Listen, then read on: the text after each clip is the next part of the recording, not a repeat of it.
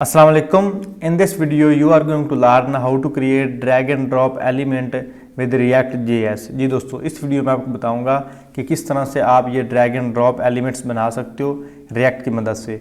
यहाँ से किसी भी एलिमेंट को मैं यहाँ से पकड़ के ऊपर लेके जाऊँगा और जैसे ऊपर करूँगा वहाँ पे आपको नज़र आ रहा होगा ड्रॉप हेयर, तो वहाँ पे मैं इसको छोड़ दूँगा तो वहाँ पे ये जो एलिमेंट है उस जगह पे चला जाएगा। मिसाल के तौर पर ये रेड वाला है, इसको मैं ड्रैग करके नीचे लेकर आता हूँ तो ये हमारे पास नीचे आ जाएगा। फिर इसको नीचे लाऊंगा, फिर नीचे आ जाएगा यहाँ पे। तो जितना इसको मैं नीचे लाना चाहूँ उतना इसे नीचे लेके आ सकता हूँ। और ये अब जो लास्ट वाला है ऑरेंज, अगर इसको मैं ऊपर लेकर जाना चाहूँ तो यहाँ पे ये ऊपर आ गया।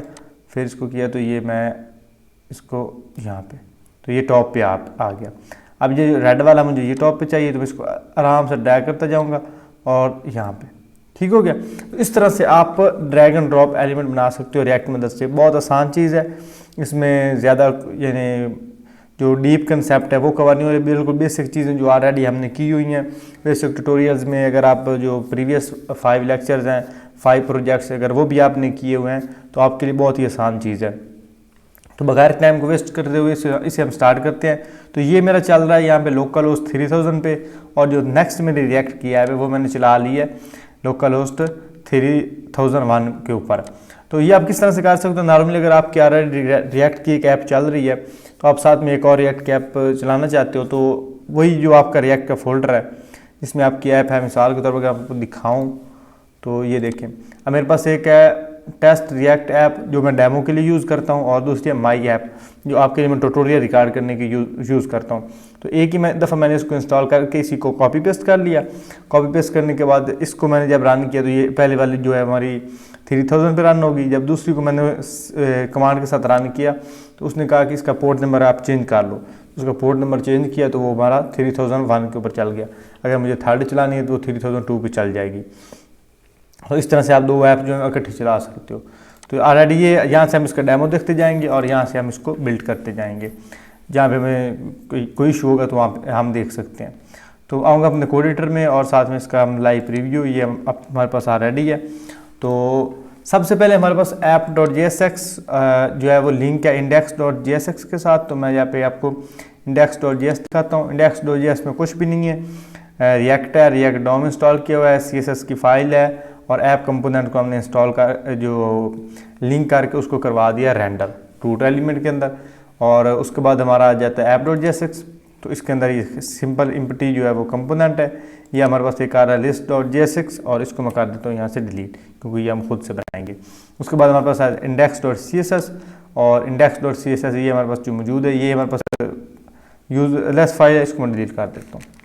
ये हम इसको यूज़ करेंगे जो कंपोनेंट्स वाले फोल्डर के अंदर है। तो सिंपल सा ये CSS का कोड है, इसे आप कॉपी करके लिख लो ताकि जब मैं इसको यूज़ करूँगा तो मुझे ज़्यादा आपको ये मैं एक्सप्लेन नहीं करना, तो यहीं से आप देख लोगे। तो बिल्कुल बेसिक सा कोड है। तो उसके बाद ये आप स्क्रीनशॉट ले लो। अगर नीचे आपको डिस्क्रिप्शन में जाओगे तो आपको सोर्स कोड भी मिल रहा होगा। उसके बाद app.jsx इसके अंदर कोई भी चीज़ लिख के मैं अगर सेव करूँगा तो मुझे यहाँ पे फ्रंट पे रेंडर होनी चाहिए, तो ये हमें रेंडर हो रही है। ठीक हो गया, और इसको यहाँ से मैं ख़त्म करता हूँ। अब मैं क्या करता हूँ कि सबसे पहले मैं एक कंपोनेंट की फ़ाइल लेता हूँ। यहाँ पे इसको मैं नाम दे देता हूँ list.jsx। आप कोई भी नाम रख सकते हो, लेकिन मैं इसको दूंगा list.jsx। और इसको यहाँ पे हम सबसे पहले इसमें रिएक्ट को इंपोर्ट करेंगे। तो रिएक्ट को इंपोर्ट करने के लिए IMR लिखूंगा और इंटर, तो हमारे पास रिएक्ट जो इंपोर्ट हो जाएगी। ये मैं CSS जो रिएक्ट के स्निपेट है वो यूज़ कर रहा हूँ। अगर आप फर्स्ट वीडियो देखोगे रिएक्ट वाली सीरीज़ के अंदर तो उसमें मैंने आपको बताया है कि कौन कौन से ज़रूरी प्लगइन्स हैं जो आपने VS कोड में इंस्टॉल करने हैं रिएक्ट के ऊपर काम करने के लिए। तो वो आप एक दफ़ा वीडियो देखोगे तो आपको पता चल जाएगा कौन कौन से स्निपेट्स आपने इंस्टॉल करने हैं। उसके बाद हम यहाँ पे जो है क्लास कंपोनेंट लगाएंगे। क्लास कंपोनेंट आप CC लिख के टैब प्रेस करोगे तो आपको जो कंपोनेंट है वो लग जाएगा। अब यहाँ पे इसको आप नाम दे दोगे। मैं इसको नाम दे देता हूँ लिस्ट। तो इसमें क्या है, हमारे पास ऑलरेडी इसको इसने एक्सपोर्ट भी कर दिया है और यहाँ पे इसको फंक्शन को डिफाइन भी कर दिया है। अब ये जो इसका रिटर्न है, रिटर्न में मैं यहाँ पे डायरेक्ट डिव यूज़ करूँगा, यहाँ पे मैं कर्ली ब्रैकेट यूज़ करूँगा और उसके बाद इसके अंदर मैं फ्रेगमेंट यूज़ करते हुए इसके अंदर मैं डिव को लगाऊंगा। तो ये एक बड़ी अच्छी चीज़ रह जाती है। यहाँ पे थोड़ा सा कोड ऑर्गेनाइज हो जाता है। यहाँ पे अपनी मर्ज़ी से हम इसमें अब HTML का कोड लिख सकते हैं। ये हो गया। अब उसके बाद हम जब आपने इस कंपोनेंट को बना लिया, इसके ऊपर आप यहाँ पे एक एलिमेंट को क्रिएट करोगे। तो यहाँ पे इसको मैं नाम दूंगा, एक वेरिएबल लिखूंगा और उसको नाम दूंगा प्लेस होल्डर। आप कोई भी नाम रख सकते हो, प्लेस होल्डर। और यहाँ पे लिखूंगा डॉक्यूमेंट डॉट क्रिएट एलिमेंट, और ये मैं यूज़ कर रहा हूँ जावास्क्रिप्ट डोम डॉक्यूमेंट ऑब्जेक्ट मॉडल। जावास्क्रिप्ट का फंक्शनैलिटी किस तरह से हम एलिमेंट को क्रिएट कर सकते हैं जस्ट जावास्क्रिप्ट की मदद से। तो वो आप एक दफ़ा जावास्क्रिप्ट वाली सीरीज़ देखोगे ना, तो आपको नज़र आ रहा होगा। अगर प्लेलिस्ट आप व्यू करोगे तो उसमें आपको एक प्लेलिस्ट नज़र आ रही होगी जावास्क्रिप्ट डोम के हवाले से। तो आप एक दफ़ा देखोगे तो आपको ये सारे डॉट्स कवर अप हो जाएंगे। क्रिएट एलिमेंट, एक एल का एलिमेंट जो है वो क्रिएट कर दो, और उसका जो प्लेस होल्डर है, ये जो एलिमेंट बांध रहा है, इसका क्लास नेम हम यहाँ पे लिख देंगे प्लेस होल्डर। और जो प्लेस होल्डर है इसके ऊपर हमने ऑलरेडी CSS अप्लाई की हुई है। तो ये आपके ऊपर पास ये CSS है, इसके बिफोर के ऊपर और इसके जो नॉर्मल है इसके ऊपर हमने जस्ट बैकग्राउंड कलर लगा दिया। और ये जो लिस्ट एलिमेंट है इसके अंदर LI का टैग है, उसके ऊपर हमने अलग से स्टाइलिंग कर दी। बिल्कुल बेसिक सी चीज़ है, वो आप यहाँ से देख सकते हो। प्लेस होल्डर हो गया, इसको हमने क्लास लगा दी। उसके बाद ये हमारे पास क्लास कंपोनेंट है, तो इसके ऊपर आप रेंडर के ऊपर यहाँ पे यूज़ करोगे कंस्ट्रक्टर। तो यहाँ पे मैं कंस्ट्रक्टर लगाऊंगा और इसको हम यहाँ पे नाम देंगे, इसके अंदर हम वैल्यू देंगे इसको प्रॉप्स, जो कि नॉर्मल हर कंस्ट्रक्टर के लिए हम यूज़ करते हैं। और यहाँ पे इसको कर दिया। अब प्रॉप्स के अंदर आप यहाँ पे सुपर फंक्शन, जो ऑलरेडी हम नॉर्मली सुपर फंक्शन यूज़ करते हैं, सुपर फंक्शन यूज़ करोगे। और इसके अंदर आप यहाँ पे प्रॉप्स यूज़ करोगे। प्रॉप यूज़ करने के बाद आप यहाँ पे यूज़ करोगे दिस डॉट स्टेट, और स्टेट के अंदर आप जो प्रॉप्स हैं उसको यहाँ पे कॉल कर लोगे। जब आप ट्रिपल डॉट और उसके साथ प्रॉप्स लिखोगे तो जितने भी प्रॉप्स होंगी, जितने भी प्रॉपर्टीज़ होंगी, वो सारे आप इसके अंदर कंटेन करवा रहे हो। उसके बाद आप आ जाना है रेंडर के अंदर। तो यहाँ पे रेंडर के अंदर आते हैं, यहाँ पे आप रिटर्न कर रहे हो वैल्यू को। तो रिटर्न के ऊपर आप यहाँ पे एक वेरिएबल लो, आपने रिटर्न के ऊपर लेनी है, और इसके अंदर यहाँ पे आप लिस्ट दो, रेंडर के अंदर लिस्ट, और इसको दो लिस्ट आइटम्स। तो जितनी भी आइटम्स होंगी इस वेरिएबल के अंदर आप कंटेन करोगे। यहाँ पे दिस डॉट स्टेट, अब स्टेट के अंदर जितनी भी प्रॉप्स हैं वो हम कर रहे हैं। उसके बाद कलर्स, इसको हम नाम देंगे कलर्स। ये कलर्स वाला हमें यहाँ पे एक समझ इसको दे रहे हैं, इसको एक वैल्यू दे रहे हैं स्टेट के अंदर। अब इसको हम एज एट्रीब्यूट यूज़ करेंगे app.jsx में लिस्ट कंपोनेंट के साथ। जितनी भी हमारे पास वैल्यूज़ होंगी वो सारी इसके अंदर स्टोर हो जाएंगी। इसको हम यहाँ पे यूज़ करेंगे मैप, और वो सारी वैल्यूज़ होंगी एरे के अंदर। तो जब एरे की वैल्यूज़ को हम एक अनदर एरे में कन्वर्ट करते हैं अपने पेज में शो करवाने के लिए, तो उसके लिए हम मैप यूज़ करते हैं। और यहाँ पे हम करली पहले मैप की ब्रैकेट्स और उसके बाद फंक्शन की ब्रैकेट्स मैं यहाँ पे यूज़ करूँगा एरो फंक्शन। सबसे पहले इसको एट्रीब्यूट देंगे, सबसे पहले पैरामीटर देंगे आइटम, और सेकंड हम देंगे आई का मतलब ID ले सकते हैं। और यहाँ पे हम फंक्शन को कॉल करेंगे। तो सबसे पहले इसके अंदर हम एक रिटर्न वैल्यू यूज़ करेंगे।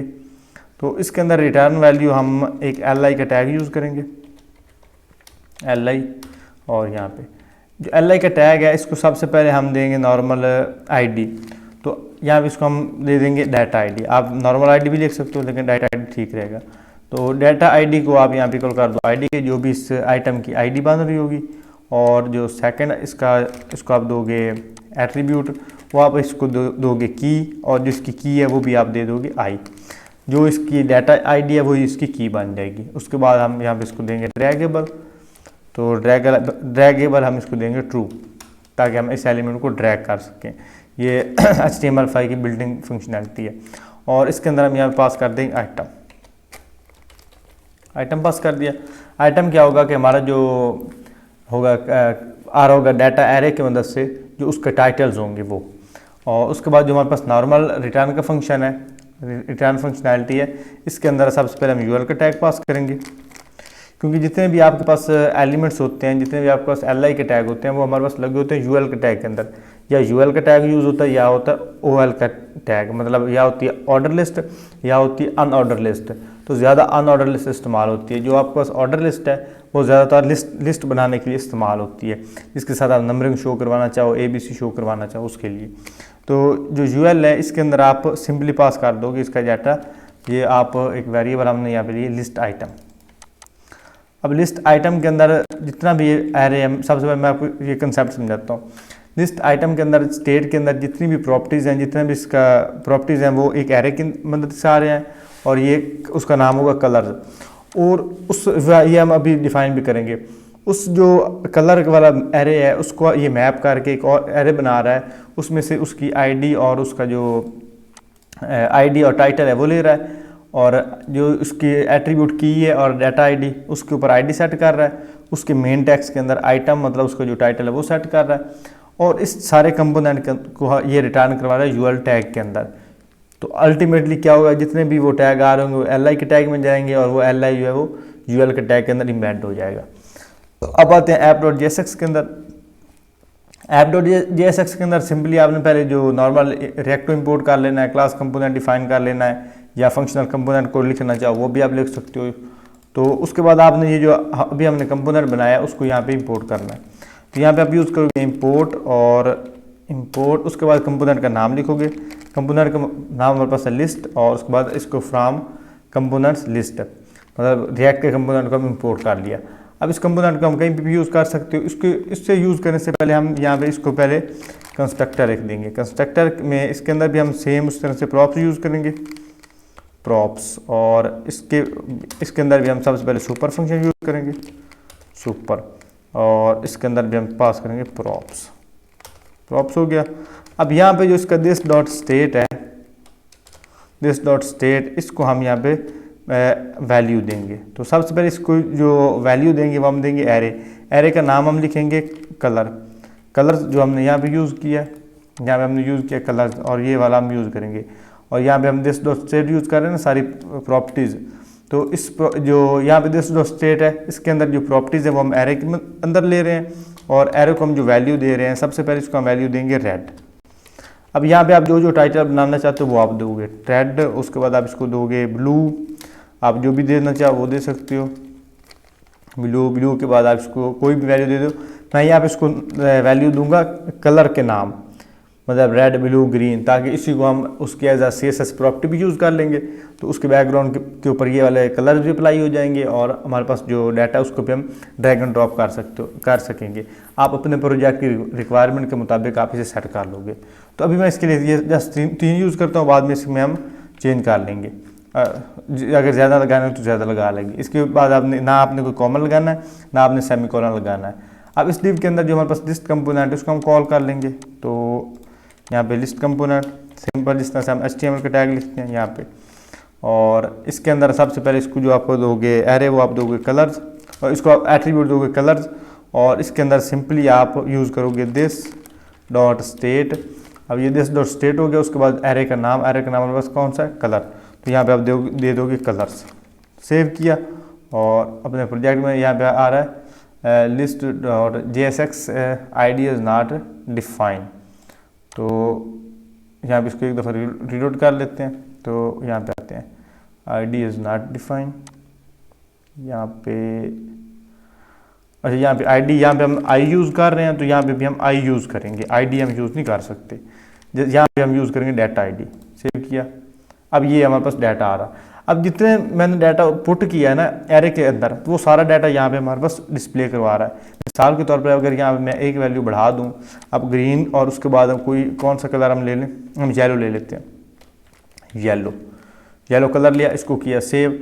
ये वाला जो येलो वाला कलर है ये वाला जो एलिमेंट बांध रहा है, जो LI का टैग जनरेट कर रहा है, उसको भी ये अब शो करवा रहा है पेज के अंदर। अब यही वाला जो इसका टाइटल है इसको हम इसकी एज अ CSS प्रॉपर्टी इस्तेमाल कर लेंगे। तो ये भी एक समझ लें एक CSS की ट्रिक है। अब हमारा जो ऐप.jsx है JS है, इसके अंदर आपका काम ख़त्म हो गया। अब आपने जितना भी काम करना है अब इसके साथ करना है। तो यहाँ पे LI के अंदर यहाँ पे इसको आप इंटर करो, और यहाँ पे भी इसको एक एट्रीब्यूट लगा दो स्टाइल का, स्टाइल। और स्टाइल के अंदर आप जब इनलाइन CSS यूज़ करते हो तो करली ब्रैकेट्स के अंदर फिर करली ब्रैकेट, और यहाँ पे आप यूज़ करते हो बैकग्राउंड कलर। बैकग्राउंड यूज़ करना चाहो तब भी ठीक है, मैं साथ में कलर भी यूज़ करूँगा ताकि स्पेसिफिक हो जाएगा, और इसको हम इक्वल कर देंगे आइटम्स के। अब यहाँ पे ये एक ट्रिक है कि इसकी आइटम का जो भी नाम है वो कलर नेम है, तो बैकग्राउंड जो कलर है उसके ऊपर भी हमने इसी को फिक्स कर दिया। तो हर एलिमेंट का जो टाइटल बन रहा है वो इसका बैकग्राउंड कलर बन जाएगा। इसको सेव करके पेज में आया तो ये उसके ऊपर कलर अप्लाई हो गया।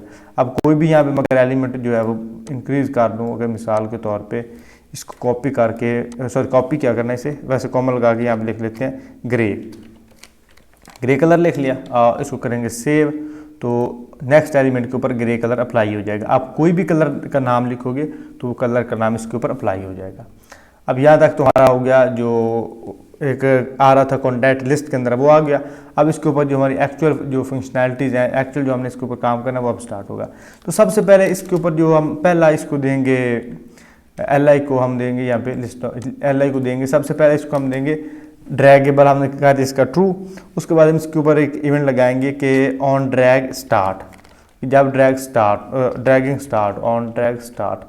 तो ये HTML5 का बाय डिफ़ॉल्ट है, तो ये मैं कोई अलग से नहीं कर रहा। तो इसके लिए आप यहाँ पे दिस डॉट ड्रैग स्टार्ट, अब ये ड्रैग स्टार्ट हम फंक्शन ऊपर डिफाइन करेंगे, ड्रैग स्टार्ट और यहाँ पे डॉट बाइंड और इसके अंदर डॉट दिस। अब ये ड्रैग स्टार्ट को यहाँ से कॉपी करता हूँ और यहाँ पे ऊपर हम इसको डिफाइन कर लेते हैं। तो आप इसको जो हमारे पास रेंडर एलिमेंट है इसके अंदर कंपोनेंट्स के अंदर इसको डिफाइन करोगे। तो यहाँ पे मैं ड्रैग स्टार्ट, और ड्रैग स्टार्ट के अंदर यहाँ पे सबसे पहले आप यूज़ करोगे दिस डॉट ड्रैग्ड, तो दिस डॉट ड्रैग्ड, और इसको आप इक्वल कर दोगे ई डॉट करंट एलिमेंट के, करंट टारगेट के, करंट टारगेट के। इसको सेव किया। अच्छा सॉरी, पहले सबसे पहले हम इसके ऊपर इस फंक्शन का नाम लिखेंगे ड्रैग स्टार्ट। तो यहाँ पे हम ड्रैग स्टार्ट के अंदर जो इसका हम पैरामीटर देंगे वो देंगे ई, और यहाँ पे कर्ली ब्रैकेट्स। अब इस फंक्शन के अंदर हम इसको कॉल करेंगे this dot drag dot current target, मतलब जिसको इसने पकड़ा है, जिसको इसने ड्रैग करने की कोशिश की है, वो वाला एलिमेंट इसके अंदर स्टोर हो जाएगा। उसके बाद ई डॉट ट्रांसफ़र,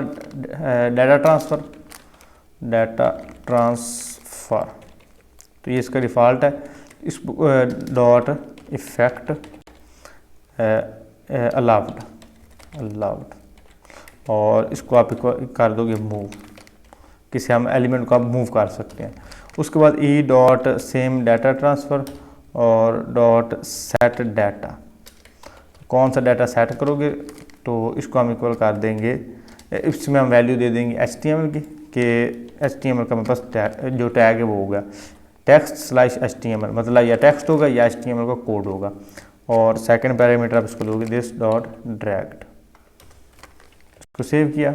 अब ये हमारे पास ड्रैग्ड कॉल हो गया यहाँ पे। अब इसको सेव करके यहाँ पे आते हैं और अब एलिमेंट को हम पकड़ के ये ड्रैग कर सकते हैं। इसको हम रीलोड करते हैं, यहाँ पे ऑन ड्रैग स्टार्ट, जब स्टार्ट हो तो ड्रैग स्टार्ट वाला फंक्शन ये वाला कॉल हो जाएगा। उसके बाद जब ड्रैग को हम एंड करेंगे तो यहाँ पे सेम इवेंट लगा देंगे, इसको कॉपी पेस्ट करेंगे ऑन ड्रैग एंड। तो इसके ऊपर जो बाय डिफ़ॉल्ट इसका इवेंट है वो होगा ऑन ड्रैग एंड, ये हमने कॉल कर लिया। और यहाँ पे ड्रैग स्टार्ट की बजाय यहाँ पे लिख दूंगा ड्रैग एंड। अब इसको कॉपी करूँगा, आपने यहाँ पे जो फंक्शन यूज़ कर रहे हो ऑन उसके साथ नहीं लगाना, जस्ट आपने ये वाला यूज़ करना जो आप यहाँ पे यूज़ कर रहे हो। तो यहाँ पे सबसे पहले कमेंट कर दूंगा ड्रैग एंड, और ड्रैग एंड को सेम उसी तरह से हम ड्रैग एंड लिखेंगे। इसके अंदर अब इसका पैरामीटर हम देंगे ई, और इसके अंदर आप हमारा जो फंक्शन है वो लिखेंगे। तो इसके अंदर भी सेम उसी तरह से आप जो दिस डॉट ड्रैग्ड है वो यूज़ करोगे, दिस डॉट ड्रैग्ड, जिस एलिमेंट को हम ड्रैग करेंगे, डॉट स्टाइल डॉट डिस्प्ले कि जिस एलिमेंट को हम ड्रैग करेंगे उसका डिस्प्ले हमारे पास हो जाए ब्लॉक। और उसके बाद जो हमारे पास दिस डॉट ड्रैग्ड है, ड्रैग्ड वाला एलिमेंट है, डॉट पेरेंट नोड।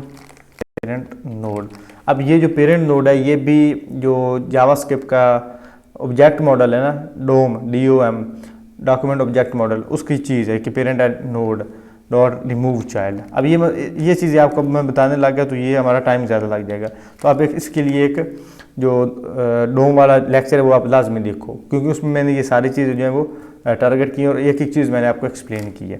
उसके अंदर आप यूज़ करोगे प्लेस होल्डर, कि आप जो प्लेस होल्डर वाला एलिमेंट है उसको उसकी अगली जगह से रिमूव कर दो, और उसके बाद इसको अपडेट कर दो। यहाँ पे आप अपडेट यूज़ कर लो, अपडेट रिमूव करके क्या उसके साथ करो कि एक वेरिएबल लगाओ, उसको नाम दो वेरिएबल दो डाटा, उसके अंदर this dot state dot colours, उसके अंदर जितने भी कलर्स हैं उसको स्टोर करवा लो, मतलब जो उसकी वैल्यूज़ हैं। उसके बाद वेयर फ्रॉम, और यहाँ पे हम यूज़ करेंगे नंबर्स, जितने भी उसके नंबर्स होंगे नंबर्स, और इसके अंदर this dot dragged dot data set, उसके अंदर डाटा एक सेट कर दो आईडी। तो ये क्या करेगा, उसके ऊपर एक एट्रीब्यूट लगा देगा डाटा सेट का, और जो डाटा सेट है उसको एक आईडी असाइन कर देगा। जो हम आईडी यहाँ पे कंटेन कर रहे हैं ना, वो इसके ऊपर डाटा सेट एट्रीब्यूट लगा के उसके अंदर ये वैल्यू पास कर देगा।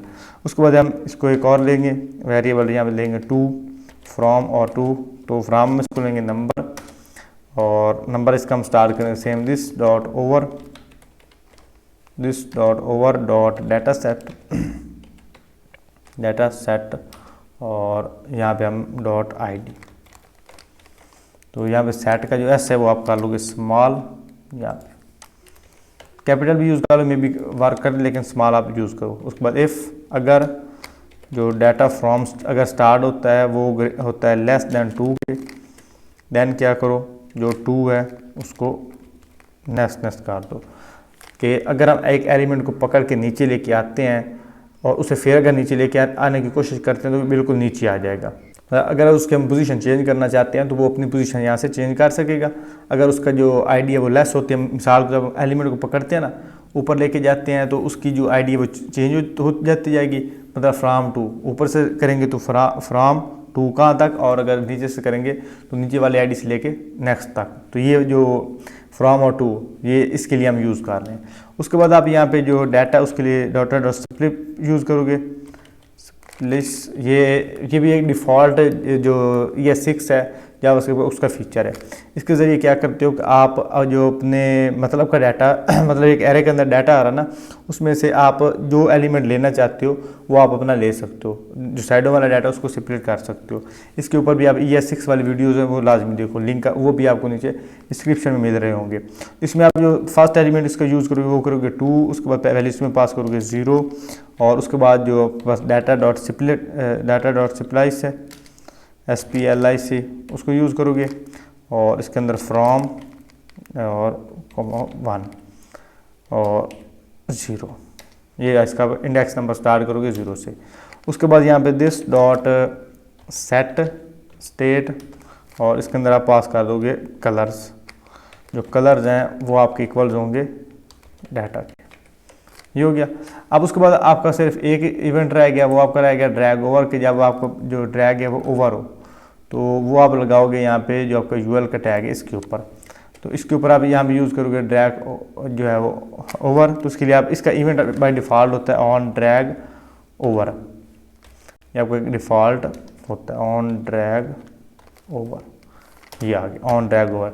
जब ड्रैग ओवर हो, जब आपका ड्रैगिंग ख़त्म हो, तो दिस डॉट ड्रैग ओवर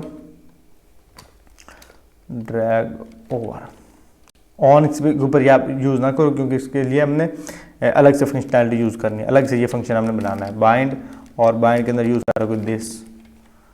अब ये वाला जो आपका ड्रैग ओवर है इसको भी आप ऊपर डिफाइन कर लोगे। यहाँ पे आप ड्रैग ओवर लिखो कि जब एलिमेंट आपका कंप्लीट हो जाए, तो यहाँ पे सेम ड्रैग ओवर, और इसका जो पैरामीटर है वो वही जो हम सबको दे रहे हैं। तो सबसे पहले E.प्रीवेंट डिफ़ॉल्ट। तो इससे क्या होगा, ऑलरेडी का कोई हमारा कोड एग्जीक्यूट हो रहा होगा तो उसको ये ख़त्म कर देगा। और उसके बाद दिस डॉट ड्रैग्ड जो हमने ऑलरेडी यूज़ किया, this dot dragged dot style, तो उसका जो स्टाइल वो क्या करो डॉट डिस्प्ले, उसका डिस्प्ले उसका कर दो इक्वल टू नन। उसकी एक्चुअल जो स्पेस होगी वहाँ से उसका डिस्प्ले जो है वो नन हो जाएगा। उसके बाद दिस डॉट ओवर, जब वो ओवर हो जाए, जब वो उसकी जो फंक्शनैलिटी वो ख़त्म हो जाए, तो E.टारगेट ओवर उसका कहाँ पे करो जहाँ पे वो टारगेट कर रहा है एलिमेंट को, टारगेट